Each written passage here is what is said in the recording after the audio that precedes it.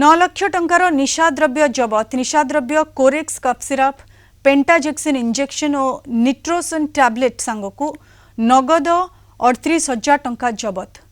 पद्मपुर थाना संपिया छक निकट एक कार को जांच बेले मिली निशाद्रव्य और टंका। घटना रे पुलिस 8 जन को गिरफ्त करिछि। कारटी गाइसिलेट पटो पद्मपुर को आसुथिबा बेले विशेष सूत्रରୁ खबर पाई पुलिस चढ़ऊ करिथिला।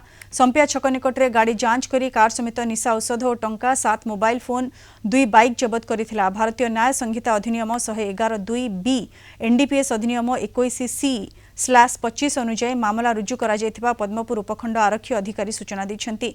तबे गिरफ 8 जनक मध्यरो 5 जन पद्मपुर होइतिबा बेले 2 जन सोहेला और जणे बिसीपड़ार बोली जणा पड़िछि।